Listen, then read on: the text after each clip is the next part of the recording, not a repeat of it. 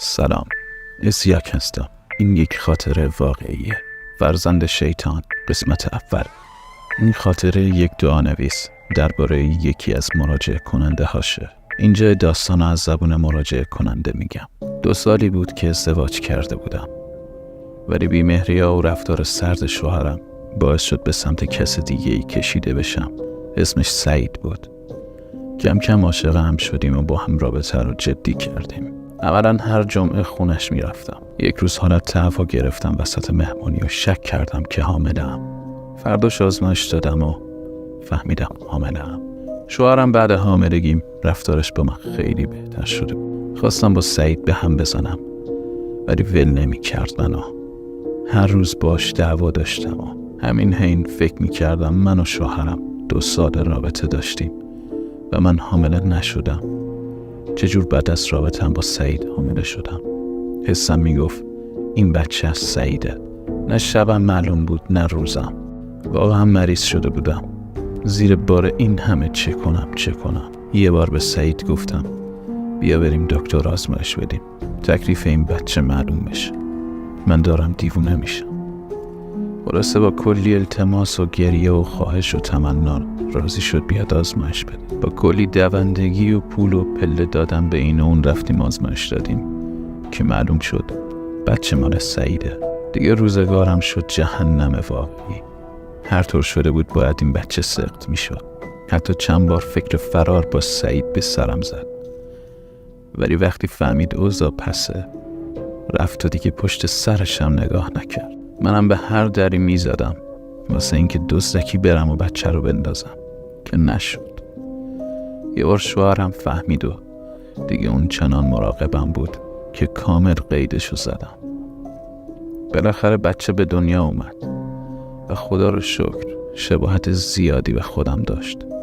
البته به سعیدم شباهتایی داشت که بعدم معلوم شد.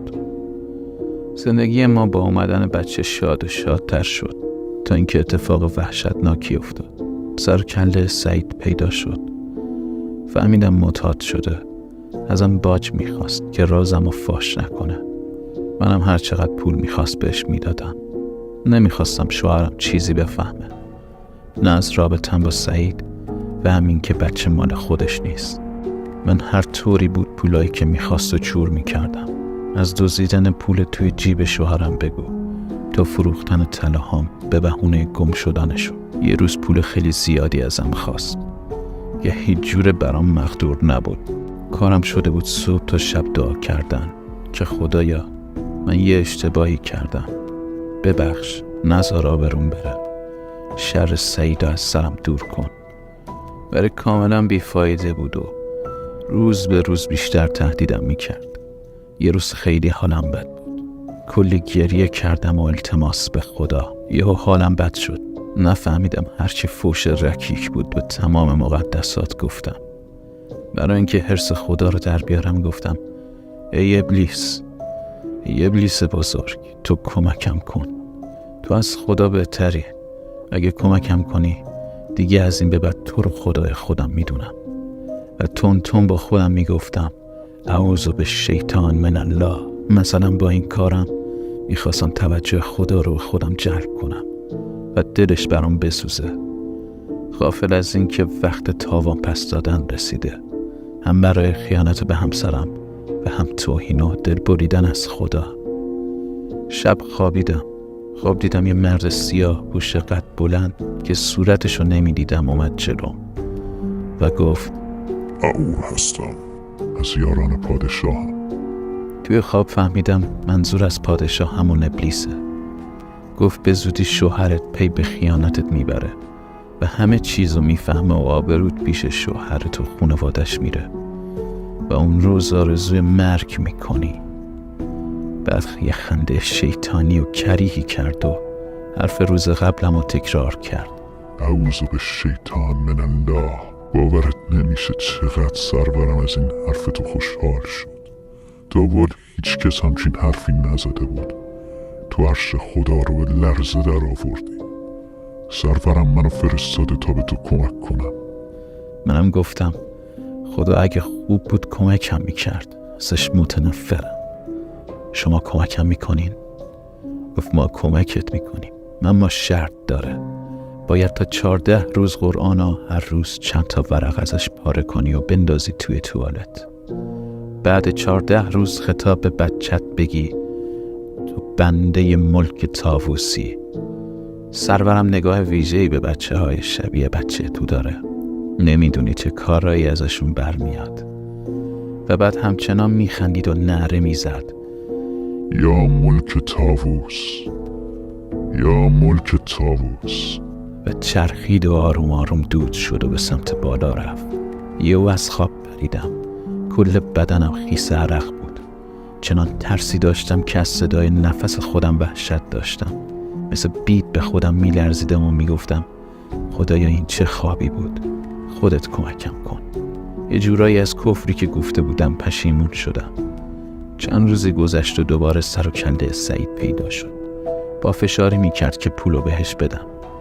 یه روز در کمال ناباوری دیدم که اومده دم در خونمون. خون توی رگام خوش شده بود. از ترس اینکه نکنه کسی برسه و اونو ببینه. نفسم بالا نمی اومد.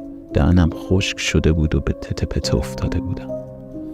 هر روز تک زنگ میزد خونمون. دیگه تصمیم گرفتم که انجام بدم کاری که توی خواب بهم گفته بود. ببینم چی میشه. در نهایت توبه میکنم و دوباره حرفمو پس میگیرم و لعنتش میکنم و شروع میکنم به نماز خوندن. کلک میزنم بهش تا کمکم کنه. غافل از این که خودم خره، نه شیطان. خودش ختم این کار است. به هر حال کاری که نباید میکردم و کردم. رفتم قرآن آوردم و چند تا از برگاشو پاره کردم و رفتم توی توالت انداختم. روزای اول خیلی دلهوره داشتم و با ترس و لرز انجامش میدادم. ته دلم یه غلط کردم، اما از روز 4 و 5 به بعد دیگه برام عادی شده بود و راحت انجامش میدادم. هر روز خطاب به پسرم میگفتم تو بنده ملک طاووسی. چند روزی از سعید خبری نشد تا بالاخره با کلی پرسجو فهمیدم سنکوب کرده و مرده. دیگه چیزی برام مهم نبود. این بود که شرش از سرم کم شه فقط مهم. خیالم از بابت مزاحمتش و فاش نشدن رازم راحت شد. فقط به این فکر میکردم اگه کسی میفهمید کل دودمانم نابود میشد. در نهایت خوشحال از اتفاق افتاده یه روز قرآن رو برداشتم و گفتم دیگه وقتشه که توبه کنم و برگردم به سمت خدا. قرآن پاره شده رو برداشتم که با خدا حرف بزنم و توبه کنم. بازش که کردم یه آیه‌ای توجهمو جلب کرد. ای انسان، آیا از شما عهد نگرفتیم که پیرو شیطان نباشید؟ به راستی که او دشمن آشکاری برای شماست. یهو دلم حری ریخت و ته دلم خالی شد. انگار خدا با من حرف زد و گفت عزیزم، هر کاری تاوانی داره. ولی به هر حال من توبه‌مو کردم و چند روزی گذشت. اتفاق خاصی نیفتاد، اما کم کم رفتارهای بچم تغییر کرد. مثلا شیر نمیخورد. هرچی بهش میدادم بالا می آورد. توی خواب یهو میزد زیر گریه، یا اینکه یهو جیغای وحشتناک میکشید. چند باری بردمش دکتر. دکترها میگفتن چیزیش نیست، بچه سالمه. اما من خودم میدونستم که یه چیزیش هست. هر روز وضعش بدتر از روز قبل میشد. یه شب بچم که تازه راه رفتن و یاد گرفته بود از خواب بیدار شد. دیدم تو جاش نیست و سری برق روشن کردم. مثل دیوونه ها دنبالش میگشتم. تو اتاق نبود. دویدم سمت پذیرایی. نبود. رفتم دیدم ایستاده تو آشپزخونه و زل زده به دیوار. صداش کردم. برگشت سمت من و یه نگاه و خنده عجیب کرد که از نگاه من غیر معمولی و شیطانی بود. البته در قالب خنده بچگانه. برش داشتم و بردم بخوابونمش. شوهرم بیدار شد و گفت چی شده؟ گفتم چیزی نیست، بدخواب شده. یهو به دستش نگاه کرد. گفت چیه تو دستش؟ با تعجب دیدم چند تایی تار موی بلند که مطمئن بودم مال من نیست، چون موهای من رنگیه، توی مشتش گرفته. اونا رو از دستش در آوردم. بردم انداختم توی سطل آشغالا خوابیدم. این بیقراری و بیخوابیاشو، مخصوصا بالا آوردناش، ادامه که داشت هیچ بدترم شده بود. اوایل شیر میخورد، ولی دیگه این اواخر شیرم نمیخورد و هر غذایی بهش میدادم بالا می آورد. جالب اینجا بود که اصلا لاغر نمیشد یا سوء تغذیه نداشت. این هر شب غیب شدناش توی خواب ادامه داشت و گاهی وقتا من بیدار می شدم و می دیدم نیست. یه شب باز دیدم نیستش. هرچی دنبالش گشتم پیداش نمی کردم. ادامه داستان در ویدیو بعدی.